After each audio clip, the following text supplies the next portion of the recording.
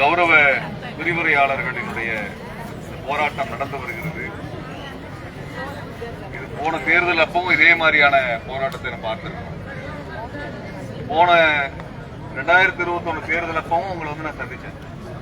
அதுக்கப்புறம் விடியல் வரும்னு நினைச்சோம். திசையே காணாம போயிடுச்சு. கிழக்கு எங்க இருக்குன்னு தெரியல. இந்த 5 வருடத்துல வந்து இந்த அரசு, திமுக அரசு அதிகாரிகளிடத்தில் கொள்கை சார்ந்த விளக்கங்களை கொடுத்தாவது இந்த கோரிக்கைகளை நிறைவேற்றிருக்க வேண்டும். தோழரிடத்தில் நான் பேசும்பொழுது சொன்னாங்க, இதே பணியை நிரந்தர விரிவுரையாளராக இருக்கக்கூடியவர்கள் செய்கிறார்கள். அவர்களுக்கான மாதாந்திர ஊதியம் என்பது உங்களுக்கு கிடைப்பதை விட கிட்டத்தட்ட 10 மடங்கு அதிகமாக இருக்கிறது. இந்த அளவுகோல் என்னன்னு புரியல. ஒரு சில விகிதம் வந்து கூட குறைச்சல் இருக்கிறதுங்கிறது நம்ம பார்க்கிறோம். அது ஏற்றத்தாழ்வுன்னு பார்க்கலாம். இது ஏற்றத்தாழ்வு எல்லாம் கிடையாது, பெரிய சுரண்டல் முறையாகத்தான் பார்க்கணும்.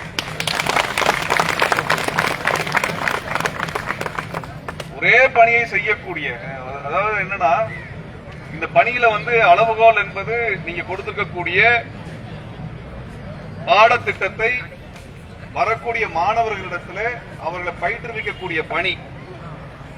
இந்த பணியை செய்யக்கூடிய அனைவருக்கும் ஒரே மாதிரியான ஒரு சம்பளத்தை கொடுக்க முடியலன்னா அரசாங்கம் முழுக்க முழுக்க ஒரு ஏற்றத்தாழ்வு முறையை இங்க உருவாக்கி வைத்திருக்கிறதா பார்க்க முடியும். அந்த ஏற்றத்தாழ்வு முறை என்பது மிக மிக அவமானகரமானதாக இந்த அரசின் கொள்கையாக இருக்கு. அரசாங்கத்தோட கொள்கையே அவமானகரமானதாக இருக்கு. நிஜமா எனக்கு தெரியல, இவ்வளவு பெரிய வித்தியாசம் இருக்குன்னு தெரியல. தோழர் பேசிட்டு இருக்கும் பொழுது எனக்கு சொன்னாங்க, அவங்க 3 லட்சம் வாங்குறாங்க அப்படின்னாங்க. நான் கூடயும் மொத்த வருஷத்துக்கு 3 லட்சம் வாங்குறாங்களோன்னு நினைச்சேன். ஆனா மாசத்துக்கு 3 லட்சம் ரூபாய் அப்படின்னா வந்து அதை நம்ம குறைச்சு சொல்லல, கண்டிப்பா தர வேண்டிய விஷயம் தான் இருக்கு. ஆனால் அதே பணியை செய்யக்கூடிய அதே நேரத்தை, அதே அளவு நேரத்தை செலவிட்டு அந்த மாணவர்களை பயிற்றுவிக்கிறது இருக்கு இல்லைங்களா, அவங்களுக்கு வேற மாணவர், உங்களுக்கு வேற மாணவர்னா பரவாயில்லை, எல்லாருக்கும் ஒரே மாணவர் தானே, அதே வகுப்பு தானே, அதே சிலபஸ் தானே, அதே கல்லூரி தானே. அப்ப அதற்கு ஏன் இவ்வளவு மோசமான ஒரு சம்பள விகிதத்தை கொடுத்திருக்காருங்கிற கேள்விதான் இருக்கு. அதோட சம்பள விகிதத்தை நம்ம எடுத்துட்டோம்னா கிட்டத்தட்ட 800 ரூபாயில 900 ரூபாய் வருது. 838 ரூபாய் வருது. அரசாங்கம் சொல்லி இருக்குது குறைந்த கூலியாக ஒரு நாளைக்கு தர வேண்டிய கூலின்னு வச்சிருக்கிறதுல கொஞ்சம் சேர்த்து கொடுக்குறாங்கன்னு நினைக்கிறேன். ஆனால் நம்மளுக்கு இந்த திமுக ஆட்சியில இப்படியான ஒரு நிலையை அதிகாரிகளிடத்துல பேசி ஒரு முடிவை கொண்டு வந்திருக்கணுங்கிறது ரொம்ப ரொம்ப முக்கியமானதை நான் பாக்குறேன். ஏன்னா திமுக அரசு தான் திரும்ப திரும்ப சொல்லி வருகிறது, தமிழ்நாடு என்பது இந்தியாவிலேயே கல்வி திட்டத்தில் மிக முதன்மையான மாநிலம் என்று சொல்லுகிறது. திமுக அரசினுடைய ட்ரம்ப் கார்டு வந்து கல்விதான். கல்வி கட்டமைப்பு தான் திமுகவுடைய ட்ரம்ப் கார்டா இருக்கு. அதை வச்சுதான் அவங்க வந்து இந்தியாவில் சிறந்த மாநிலமாக நாங்கள் மாற்றியிருக்கிறோம் என்று சொல்கிறார்கள். சமூக நீதி என்று பேசுவதனுடைய அடிப்படை வந்து கல்வியில் தான் வைத்திருக்கிறார்கள். அப்ப அப்படிப்பட்ட ஒரு கல்வி திட்டத்தை நடைமுறைப்படுத்தக்கூடிய ஆசிரியர்களுக்கான சம்பள விகிதம் என்பது இந்தியாவிலேயே மிக மிக குறைவாக இருக்கிறது. அதுவும் பீகாரை விட குறைவு, ஹரியானாவை விட குறைவு என்பது திமுக அரசுக்கு அவமானமான ஒன்றாகத்தான் நான் பார்க்கிறேன். நீங்க எதை எடுத்தாலும் பீகாரை பாருங்க, உத்தரப்பிரதேசத்தை பாருங்கன்னு சொல்றாங்க. பீகாரோ உத்தரப்பிரதேசமோ ஹரியானாவோ அவர்கள் அந்த விரிவுரையாளர் கொடுக்கக்கூடிய அந்த சம்பள விகிதத்தை தமிழ்நாட்டில் நடைமுறைப்படுத்துறதுல என்ன சிக்கல்? தமிழ்நாட்டில் நடைமுறைப்படுத்துவதை யார் தடுக்கிறார்கள்? இதுதான் ரொம்ப முக்கியமான கேள்வியாக இருக்கிறது. இது வந்து ரொம்ப அதிர்ச்சியாக இருக்கு. ஏனால் நம்மளுக்கு இன்னைக்கு வெளிவரக்கூடிய தமிழ்நாட்டில் வந்து தமிழ்நாட்டினுடைய பொருளாதார வளர்ச்சிக்கு அடிப்படை வந்து இங்கே பயிற்சி பெற்ற மாணவர்கள் இருக்கிறார்கள் என்றுதான் எல்லா நிறுவனமும் இங்க வருது. அப்ப தமிழ்நாட்டினுடைய பொருளாதார வளர்ச்சிக்கும் இங்க பெரிய நிறுவனங்கள் வருவதற்கும் காரணமாக இருப்பது இங்க தரமான கல்லூரிகளும் தரமான பேராசிரியர்களும் அதிலிருந்து உருவாகக்கூடிய மாணவர்களும் தான் அடிப்படை காரணமாக இருக்கும் பொழுது அந்த ஆசிரியர்களுக்கு உரிய சம்பளத்தை வழங்க முடியாத நிலையிலே அதிகாரிகள் தடுக்கிறார் என்று சொல்லுகிறார்கள் என்றால் ஆட்சியாளர்களுடைய அதிகாரம் என்ன என்று நாம் கேட்க விரும்புகிறோம். அதிகாரிகளை தர மறுக்கிறாங்க, கொடுக்க மறுக்கிறாங்க, ஒத்துழைக்க மறுக்கிறார் என்றால் மாற்ற வேண்டியது அதிகாரிகளைத்தானே ஒழிய இதே சம்பள விகிதத்தை நடைமுறைப்படுத்த வேண்டும் என்பது அல்ல. என்றால் இந்த துறையினுடைய உயர் அதிகாரிகளுக்கும் இதே சம்பளத்தை கொடுத்தால் அவர்கள் வேலை பார்ப்பார்களா என்ற கேள்வியை நாம் எழுப்ப வேண்டியிருக்கிறது. அவ்வளவு சிக்கனம் பண்ணி நான் அரசாங்கத்துக்கு வந்து நான் பொருளாதாரத்தை பாதுகாத்து தர்றேன்னு இந்த துறையினுடைய உயர் அதிகாரிகள் சொல்லுகிறார் என்றால் அவர்களும் இதே சம்பளத்தை வாங்கி கொண்டு வேலை செய்வது நமக்கு ஏதாவது ஆட்சேபனை இருக்க போறதில்லை இல்லைங்களா? ஆனா உங்களுக்கு எல்லா வசதிகளும் தேவை. ஒரு தொழிலாளர்களுக்கு, ஒரு பணியாளர்களுக்கு, ஒரு அரசாங்க ஊழியருக்கு என்னவெல்லாம் இருக்கிறதோ கிடைக்கிறதோ அதெல்லாம் எங்களுக்கு தேவை. ஆனால் நான் செய்யக்கூடிய வேலையை செய்யக்கூடிய இன்னொரு பணியாளருக்கு அந்த உரிமை கொடுக்க கூடாது என்றால் அது எதேச்ச அதிகாரமானது, அதுதான் பாசிசமானது. அப்படிப்பட்ட ஒன்றை தான் இங்க அதிகாரிகள் வச்சிட்டு இருக்கிறாங்க. அந்த வகையில இந்த போராட்டம் என்பது சமரசம் இல்லாமல் 7-8 நாட்களை கடந்து போயிட்டு இருக்கு. ரொம்ப முக்கியமான போராட்டம். ஆனால் இது நான் வெளிப்படையா சொல்றேன், இந்த போராட்டம் மிகப்பெரிய அளவுக்கு வெளியில் தெரியவில்லை. வெளியில தெரியல. ஊடகங்கள் வருதான்னு எனக்கு தெரியல, வந்த ஊடகங்கள் செய்தியில் வெளியிடுதான்றது எனக்கு தெரியல. கடந்த 5 வருடமாக இது எல்லா போராட்டத்திலும் நான் பார்த்துக் கொண்டிருக்கின்றேன்.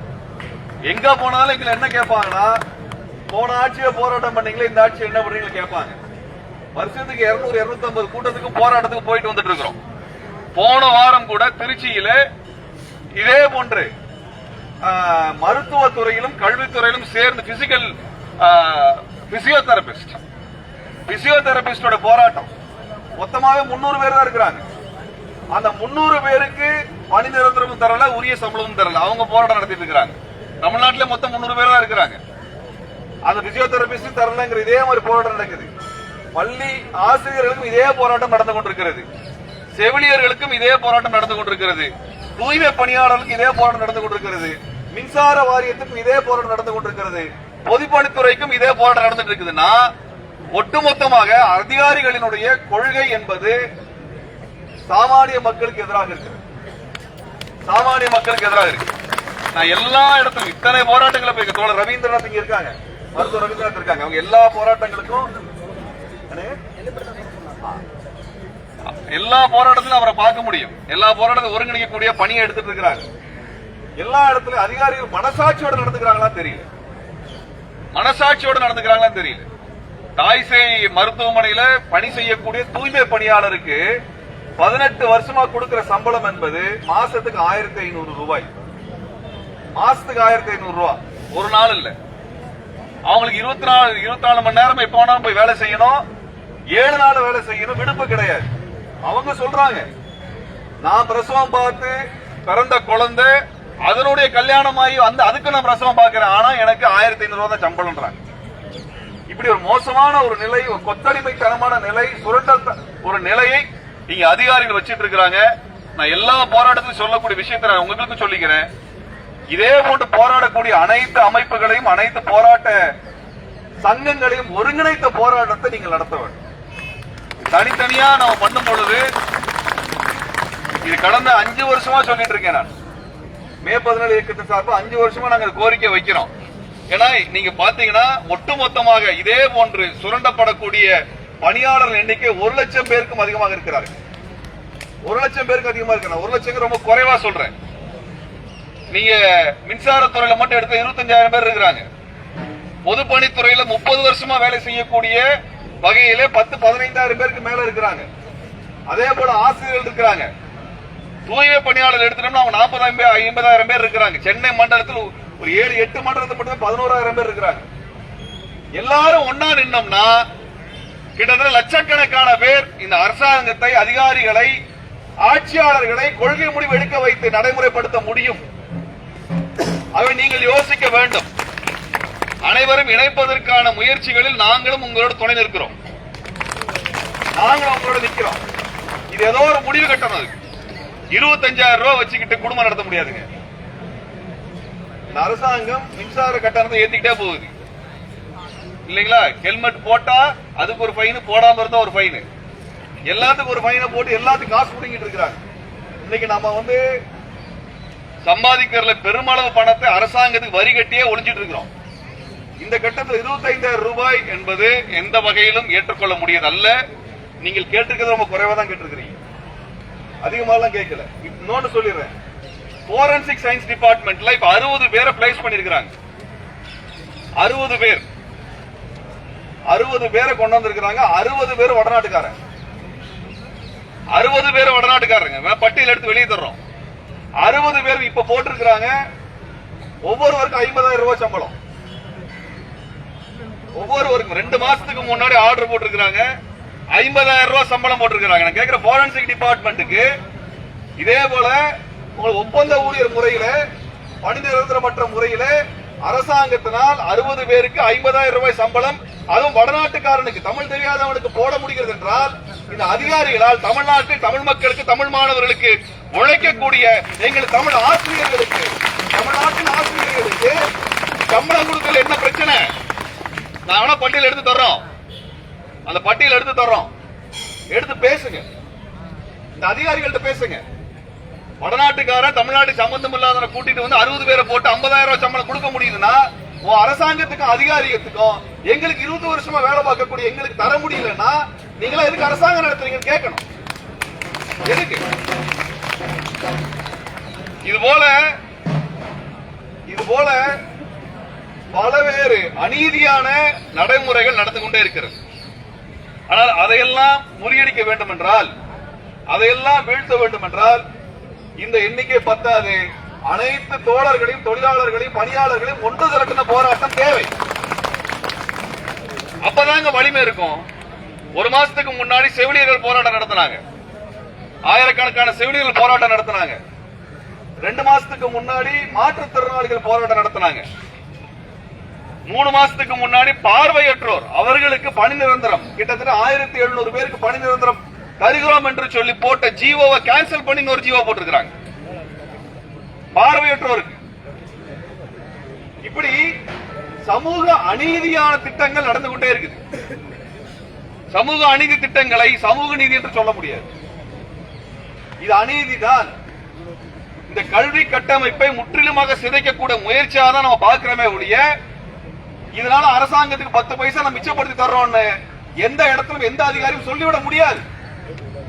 தமிழ்நாட்டினுடைய கல்வி கட்டமைப்பை பலவீனப்படுத்தக்கூடிய முயற்சியை அதிகாரிகள் செய்கிறார் என்று நான் பகிரங்கமாக குற்றம் சாட்டுகிறேன். இங்கே கல்வித்துறையில் இருக்கக்கூடிய அதிகாரிகள் தமிழ்நாட்டினுடைய கல்வி கட்டமைப்பை நாசப்படுத்துகின்ற வேலையில திட்டமிட்டு இயங்குகிறார்கள். அவர்களுக்கு மிக நன்றாக தெரியும், ஆசிரியர்களுக்கு முறையற்ற சுரண்டல் வழியிலான சம்பளத்தை கொடுத்து அவர்களை சுரண்டினால், அவர் உழைப்பை சுரண்டினால் அதன் மூலமாக கல்வியினுடைய தரம் பாதிக்கப்பட முடியும் என்று அவர் நம்புகிறார்கள். அதன் மூலமாக தமிழ்நாட்டினுடைய கல்வி தரத்தை இறக்குவதற்கான, வீழ்த்துவதற்கான முயற்சியை அதிகாரிகள், உயர் அதிகாரிகள், IAS அதிகாரிகள் செய்கிறார் என்று நான் பகிரங்கமாக குற்றம் சாட்டுகிறேன். அப்படியானால் நம்முடைய முதல் கோரிக்கை இந்த அதிகாரிகள் பதவி விலக வேண்டும் அல்லது விலக்கப்பட வேண்டும். அதிகாரிகள் வெளியே போக வேண்டும். அவங்க எந்த இடத்தில் தமிழ்நாட்டு மாணவருக்கு நல்லது செய்யல, தமிழ்நாட்டு கல்வி திட்டத்துக்கு நல்லது செய்யல, தமிழ்நாட்டில் கல்வித்தரத்தை உயர்த்தக்கூடிய இந்த ஆசிரியர்களுக்கான எந்த உதவியும் செய்யாத அதிகாரிகள் இந்த மண்டபத்திலும், இந்த கட்டிடத்திலும், இந்த அரசாங்கத்திலும் எத்தனை காலம் இவங்க கிட்ட போய் கேட்டுட்டு இருக்கிறது, கெஞ்சிட்டு இருக்கிறது? இவர்களை முதல்ல கட்டடத்தோடு வெளியே அனுப்பணும். இவர்களை முதல்ல வெளியே அனுப்பணும்.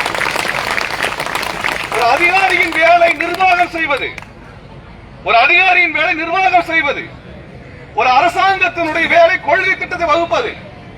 ஒரு அதிகாரி ஒரு அரசாங்கத்துடைய கொள்கை திட்டத்தை நடைமுறைப்படுத்துவதற்காகத்தான் அதிகாரியாக நியமிக்கப்பட்டிருக்கிறார். அப்படியான அதிகாரி அரசாங்கத்தினுடைய கொள்கை திட்டத்தை நடைமுறைப்படுத்தாமல் எதிராக வேலை செய்கிறார் என்றால் அவர் பணி செய்வதற்கு யோக்கியமானவர் அல்ல.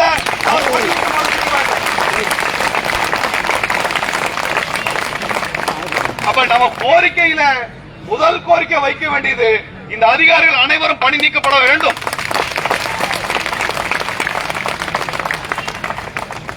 இந்த அதிகாரிகளால் இன்னைக்கு வரைக்கும் காம்ப்ரிஹென்சிவான ஒரு பாலிசி டிராப்டிங் வைக்க முடியல அப்படின்னா நீ எதுக்கு அதிகாரியா இருக்கிற? நீ எதுக்கு இருக்கிற? உனக்கு எதுக்கு சம்பளம்? உனக்கு எதுக்கு இத்தனை பணியாளர்கள்? உனக்கு எத்தனை HR எல்லாத்தையும் தரணும்? ஏன் தரணும்? அது யாருடைய பணம்? மக்கள் பணம்.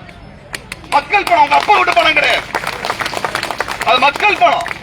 அந்த மக்கள் பணத்தை வாங்கி கொண்டு மக்களுக்கு வேலை செய்யக்கூடிய இந்த ஊழியர்களை நிர்வாகம் செய்து அவர்களை தரம் உயர்த்த, அவர் வாழ்க்கை தரத்தை உயர்த்த முடியவில்லை என்றால் அந்த அதிகாரி அந்த மக்களுக்கு எதிராகவும் அரசாங்கத்துக்கு எதிராகவும் தான் வேலை செய்கிறார் என்று பகிரங்கமாக குற்றம் சாட்டலாம். அது எந்த தவறும் கிடையாது, எந்த தவறும் கிடையாது. இது அவதூறு கிடையாது, இது அவதூறு கிடையாது. நம்ம என்ன கேட்கிறோம்னா, இந்த அதிகாரி இந்த பதவிக்கு வந்ததுக்கு பின்னாடி இந்த துறையில் என்ன மாற்றத்தை கொண்டு வந்திருக்கிறாங்க, என்ன பர்ஃபார்மன்ஸ் பண்ணிருக்கிற, நம்ம கேட்கிற கேள்வி கேட்போம். எல்லாருக்கும் சம்பளம் தரணும், எல்லாருக்கும் அக்கௌண்டபிள் தான். யாரும் அக்கௌண்டபிளுக்கு மீறி கிடையாது, யாரு கடவுளால் நீங்க நியமனம் செய்யப்பட்டவங்க கிடையாது. உங்களுடைய பர்ஃபார்மன்ஸ் என்ன, நீ என்ன உயர்த்தி இருக்கிறீங்க, என்ன குவாலிட்டியான எஜுகேஷன் கொடுத்திருக்கிறீங்க. நாங்க டீச் பண்றோம், நாங்க பர்ஃபார்ம் பண்றோம், நாங்க உழைக்கிறோம். நீ கொடுக்கக்கூடிய அதே பேராசிரியர்கள் அவர்கள் எவ்வளவு நேரம் வேலை செய்கிறார்களோ அதே பணியை அதை விட சிறப்பாக நாங்கள் அர்ப்பணிப்போடு செய்கிறோம்.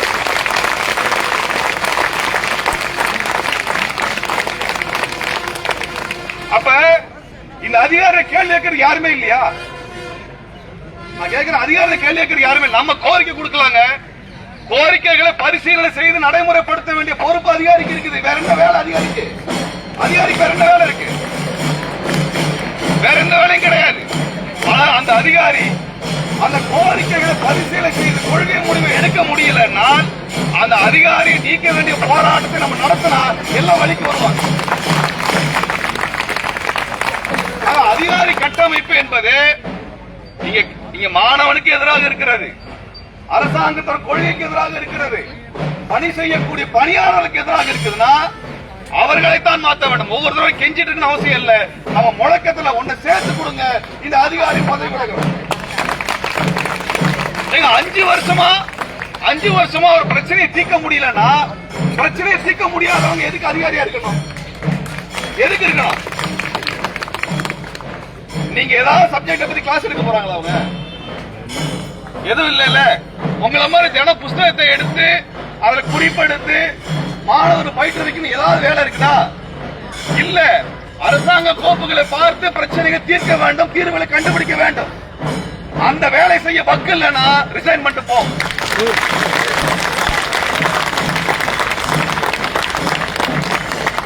சொல்யூஷன் தர முடியல, தீர்வு தர முடியாத அதிகாரிகள், அதற்கு பயிற்சி அளிக்காத, பயிற்சி எடுக்காத அதிகாரிகள் இந்த பணிக்கு தேவையில்லை. நான் ரொம்ப கவலையோட பேசுறேன், ஏனென்றால் நீங்கள் தான் தமிழ்நாட்டினுடைய மாணவர்களை தயார் செய்றீங்க. நீங்க மனநிறைவோடு நீங்க வேலை செய்யல அப்படின்னா, சரிங்களா, அந்த மாணவனை முழுமையாக தயார் செய்கின்ற பொறுப்பு யாரோடது? எல்லாருக்கும் தார்மீகமாக இருக்கக்கூடிய அந்த அற உணர்வின் அடிப்படையில் தான் வேலை செஞ்சுட்டு இருக்காங்க. இவங்க கொடுக்கிற காசுக்கு இல்ல, நீ கொடுக்கிற 25,000 ரூபாய் இல்ல, 25,000 வச்சு பண்ணல. 25,000 யாரும் வேலை பார்க்கல. இவங்க நினைச்சிட்டு இருக்கிறாங்க 25,000 ரூபாய் சம்பளத்துக்காக தான் எல்லாரும் வேலை பார்க்கறாங்க. இல்ல, இந்த பணியினுடைய சிறப்பின் காரணமாக, இந்த மாணவர்கள் மீது இருக்கிற அன்பின் காரணமாக, இந்த கொள்கையின் மீது இருக்கிற நம்பிக்கையின் காரணமாக, இந்த கொள்கையின் மீது நமக்கு இருக்கிற நம்பிக்கையின் காரணமாக இந்த மண் வளம் பெற வேண்டும் என்கிற ஒற்றை காரணத்திற்காக தான் நீங்க ஆசிரியர்கள் போராடி கொண்டிருக்கிறாங்களே ஒழிய, நீ கொடுக்க 25,000 ரூபாய் சேர்த்து வாங்கி இங்க கோட்டை கட்ட முடியாது. அப்படி எல்லாம் கேட்கல. நீ கொடுக்க 50,000 வச்சு கேட்கல. கடந்த 15-20 வருஷமா அந்த மக்களுக்கு பணி செய்த ஒரு ஊழியர்கள் கேட்கக்கூடிய உரிமை, எந்த இடத்தில் தட்டி கழிக்க முடியாத அடிப்படை உரிமை. அந்த உரிமை ஒரு நாளை விட்டு தந்த கூட எவ்வளவு பேர் நெருக்கடி வந்தாலும் சரி, இந்த போராட்டம் வெற்றி பெற்றே ஆக வேண்டும்.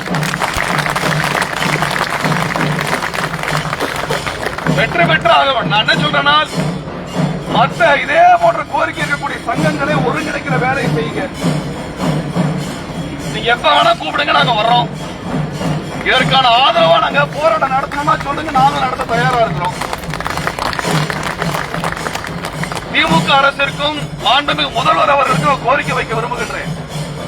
திராவிட மாடல் என்று சொல்லுகின்ற அந்த திராவிடியன் மாடலுக்கான அடிப்படை கல்வி கட்டமைப்பு, ஒரு கல்வி கட்டமைப்பு சிறப்பாக இயங்க வேண்டும் என்றால் ஆசிரியர் கட்டமைப்பு வலுவாக இருக்க வேண்டும். அந்த ஆசிரியர்களுக்கான மதிப்பு, அவர்கள் உழைப்புக்கு கிடைக்க வேண்டிய மரியாதை இல்லை என்றால் கல்வி கட்டமைப்பு சிதைந்து போகும்.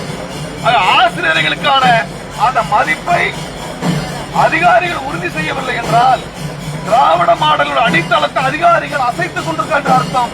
ஆகவே நீங்கள் கண் விழித்து உடனடியாக 5 வருஷமா நீங்க பார்க்கல, இனிமேல நீங்க பார்க்கல என்றால் இதற்கு மேலும் நடவடிக்கை எடுக்கலன்னா ஒண்ணும் பண்ண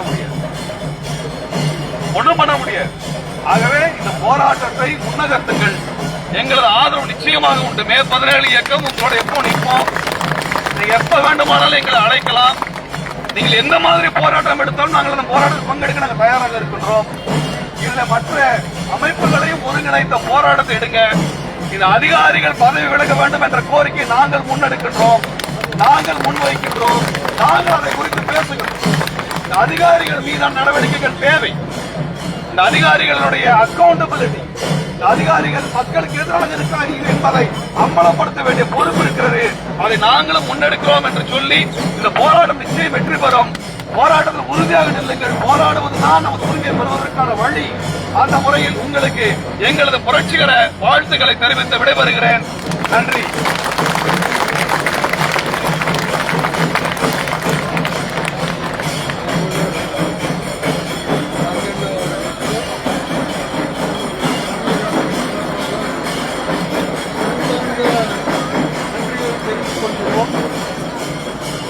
அதாவது நம்மளுக்கே நிறைய விஷயங்கள் தெரியல. சொன்ன பின்னாடி தான் இந்த மாதிரி விஷயங்கள் எல்லாம் இருக்கு.